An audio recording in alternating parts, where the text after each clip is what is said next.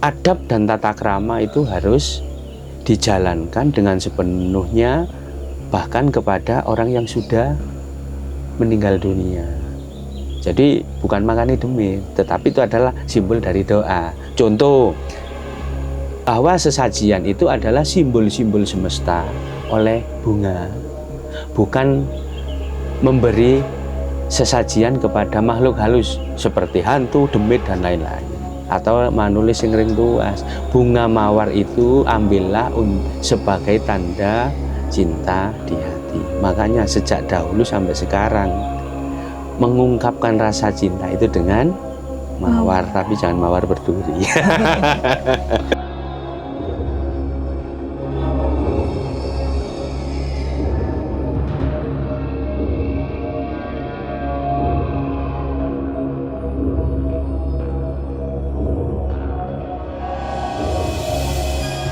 Halo teman-teman semuanya, kembali lagi di Atma Yatra. Kali ini kita berada di Joglo Pawiatan Kota Batu, dan kali ini kita bersama dengan Ki Reksa selaku guru aksara yang mengajar di Joglo Pawiatan Kota Batu ini.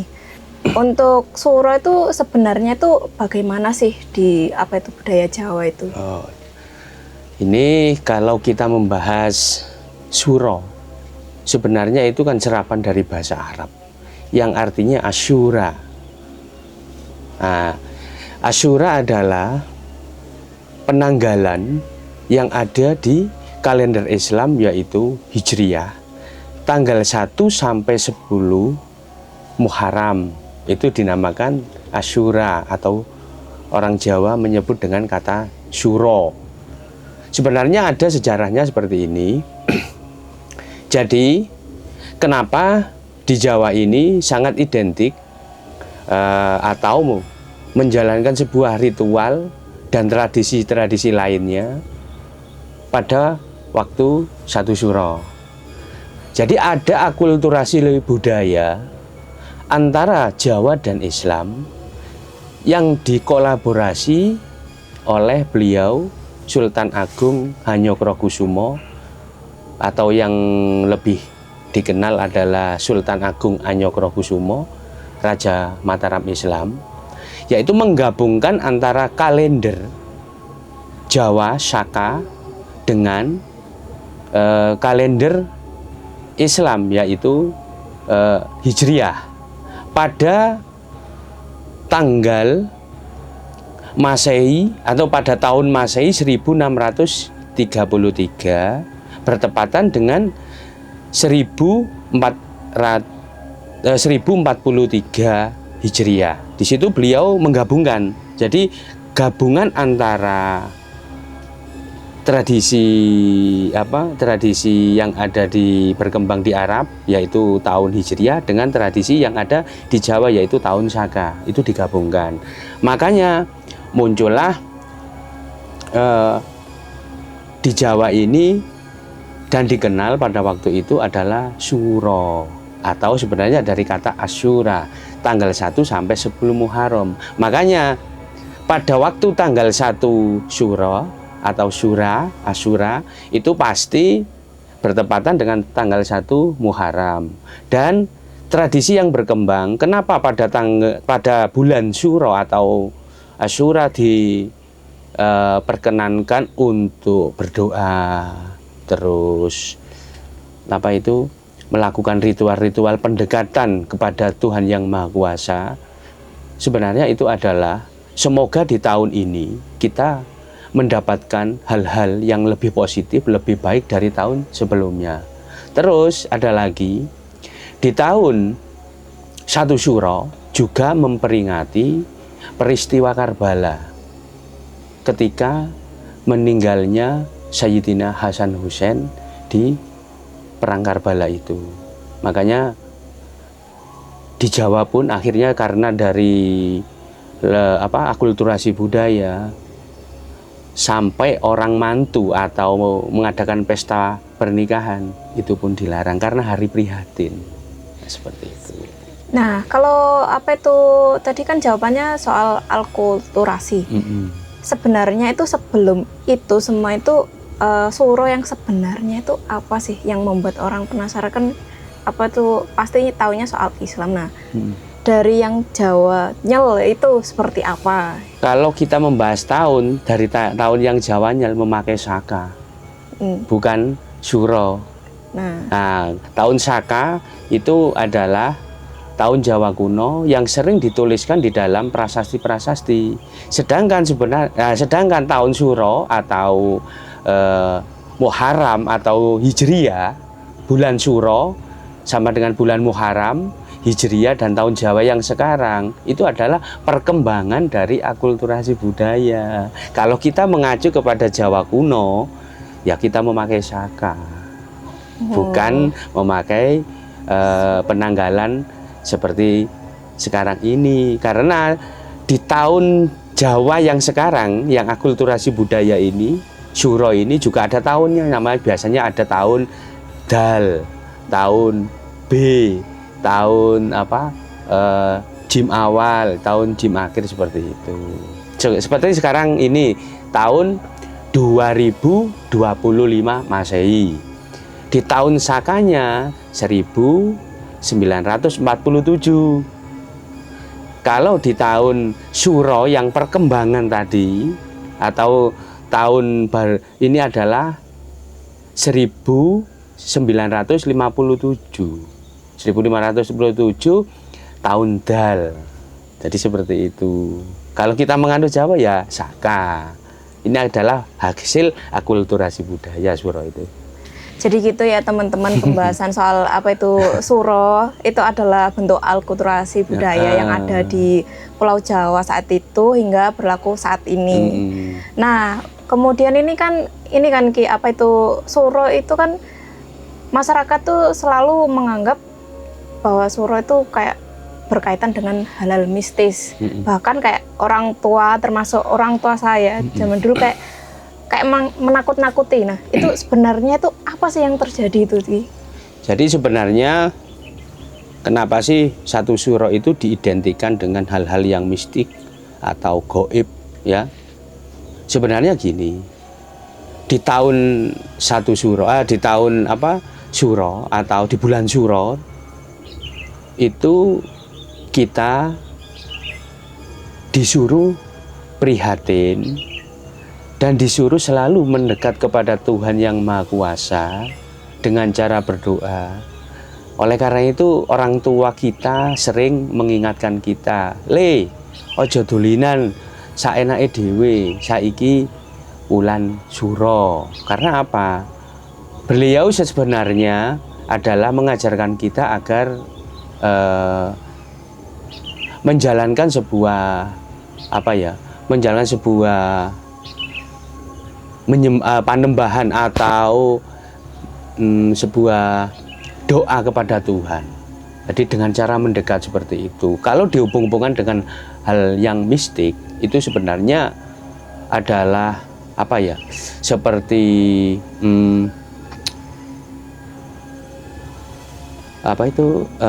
seperti menghubungkan antara yang skala dan niskala.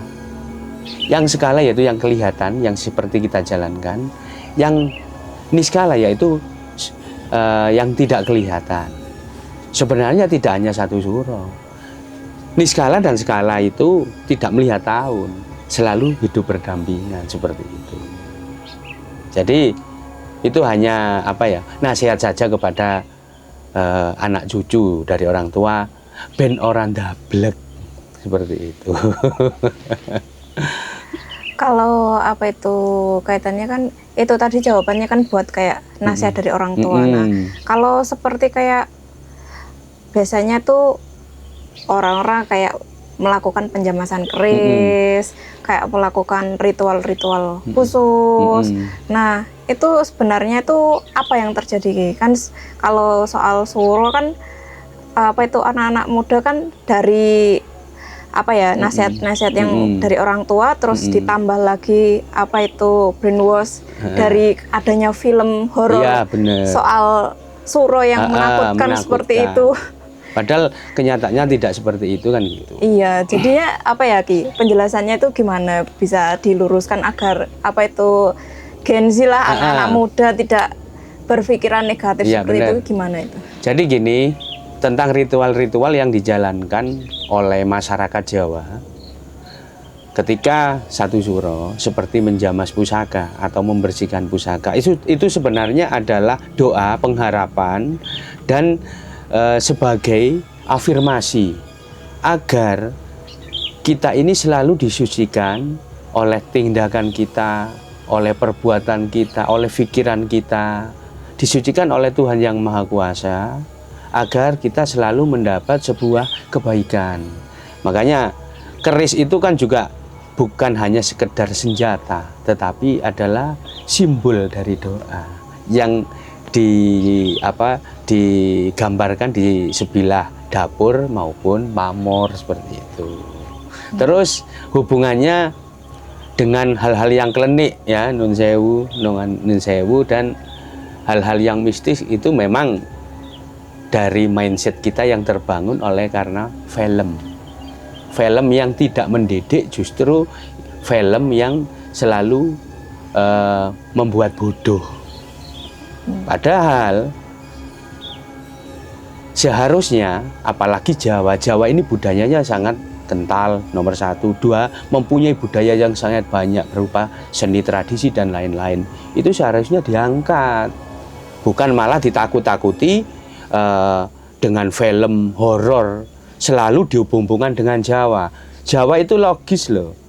Di dalam catatan-catatan kuno, Jawa itu ada ilmu metalurgi, ada ilmu geologi, ada ilmu musik tentang pembuatan gamelan seperti itu, dan ajaran-ajaran leluhur kepada orang tua seperti itu. Oke teman-teman, lanjut ke pertanyaan selanjutnya ya, masih membahas soal suro.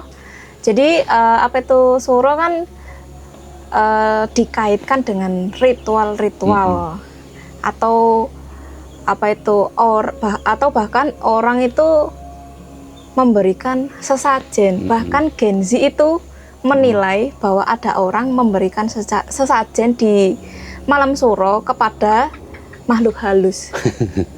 Dan selain itu ada yang melakukan ritual apa ya, seperti kayak mandi, kayak mandi kembang 7 rupa. Nah itu sebenarnya itu seperti apa sih? Nah Gen Z kan berpikirannya kan negatif. Nah ini mau diluruskan Ki. Jadi itulah kecerdasan dan kreativitas orang Jawa. Sebenarnya proses ritual kungkum atau berendam di air itu hanya sebagai ungkapan atau sebagai simbolan, karena air itu kan suci, menyucikan jiwa dan raga dari perbuatan-perbuatan yang jelek dan dari pikiran-pikiran yang negatif, agar di kehidupan yang di tahun ini mendapatkan sebuah kebaikan.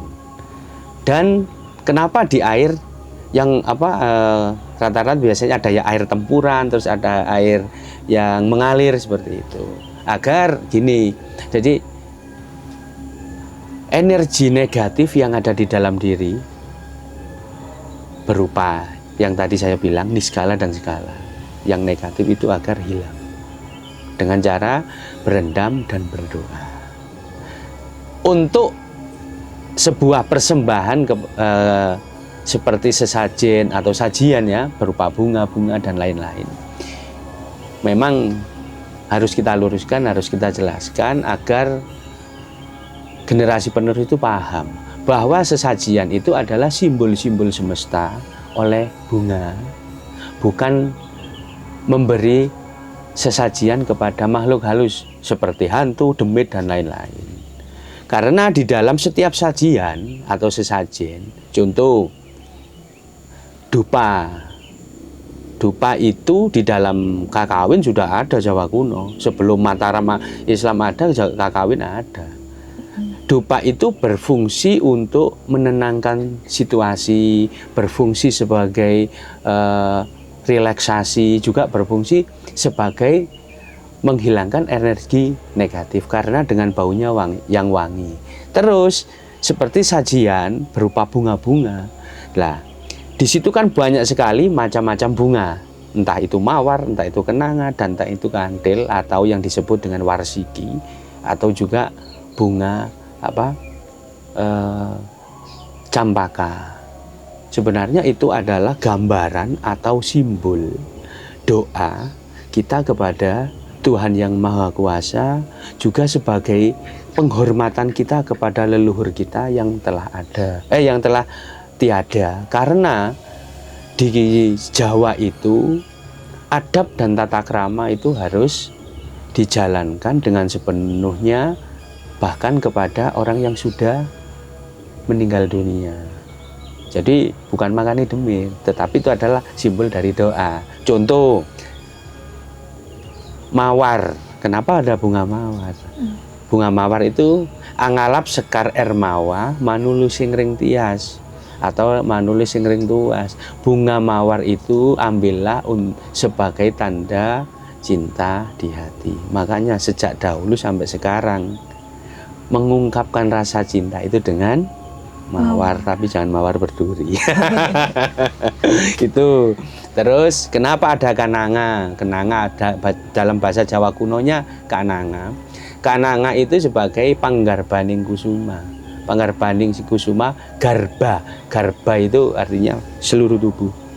Jadi untuk menyucikan, juga sebagai wujud simbol dari panyuwunan atau permohonan kita kepada Tuhan yang Maha Kuasa. Terus melati. Melati cahaya. Melati itu adalah simbol dari cahaya, agar dengan melati itu kita selalu disinari oleh Tuhan yang Maha Kuasa. Makanya makanya sampai saat ini ketika menjalani proses menikah ya, pengantin dengan adat Jawa, entah adat apapun, wanita pasti pakai rangkaian melati, dan yang lelaki di kerisnya ada rangkaian melati. Gunanya apa? Yaitu afirmasi dari doa pengharapan agar di kehidupan ini selalu disinari oleh Tuhan yang Maha Kuasa.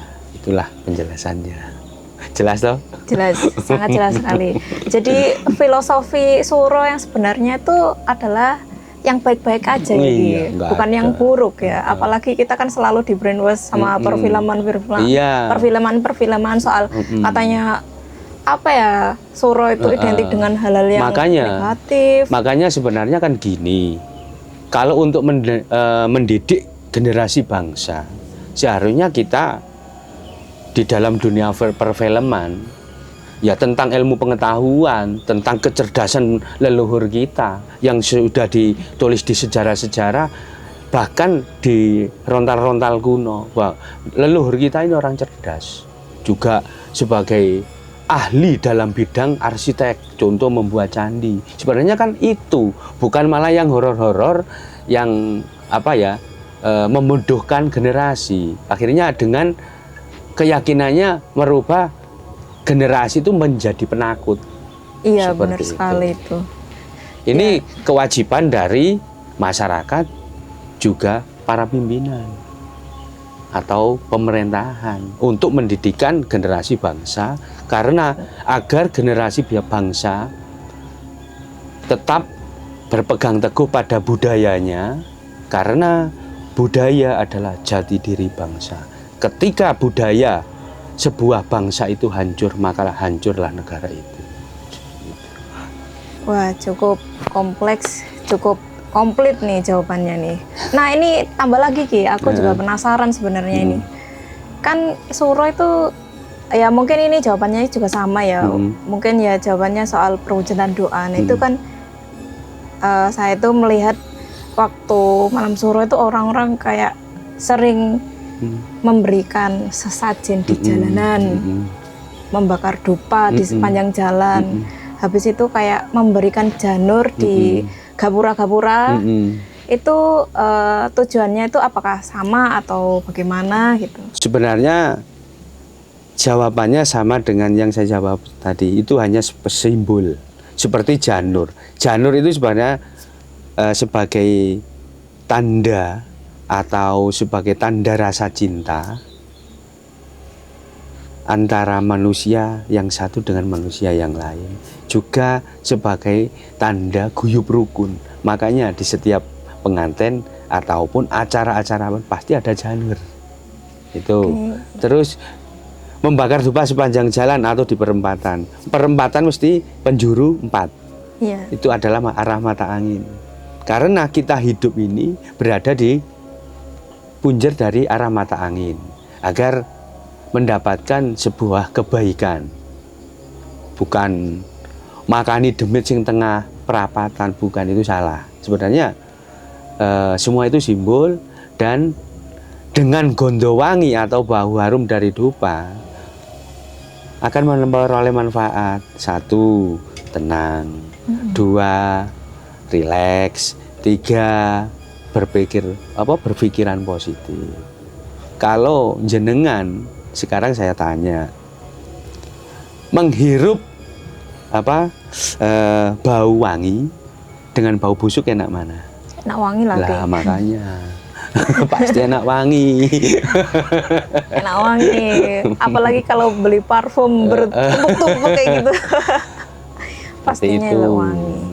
Jadi itu tadi teman-teman, filosofi dari malam suro yang sebenarnya, hari suro lah sebenarnya. Jadi jangan takut lagi, kita sebagai generasi muda itu harusnya lebih belajar tentang budaya. Jangan malah kayak takut, jangan berpikiran negatif gara-gara film ataupun hal-hal lain lah seperti itu. Jadi sebenarnya itu konteksnya itu masih berupa hal-hal yang baik-baik saja. Semua itu adalah simbol, karena orang Jawa ini mempunyai kreativitas tinggi di dalam budaya, diciptakan atau dikaryakan sebagai simbol-simbol. Karena ada kata-kata sastra cetha paripurnane wangsit. Simbol itu adalah petunjuk. Seperti itu. Oke teman-teman, sekian ya pertanyaan dari saya, dan terima kasih juga kepada Kiraksa. Nanti apabila kalau teman-teman semuanya ada pertanyaan, boleh tanya-tanya di komen, nanti kan bakalan di-up juga, bakalan kita bahas di sesi selanjutnya. Ya. Dan ada satu lagi, kalau ingin mendalami aksara yang ada di Nusantara, baik aksara Jawa, aksara Kawi, terus aksara Sunda dan lain-lain, seluruh aksara Nusantara, sumangga datang di Padepokan Atmayatra yang ada di Bumiaji, Kota Batu, dan di Joglo Pawiatan Aksara Kota Batu di Dusun Ororombo. Terima kasih, matur nuwun. Jadi semuanya boleh mampir ke sini ya untuk belajar. Terima kasih. Rahayu.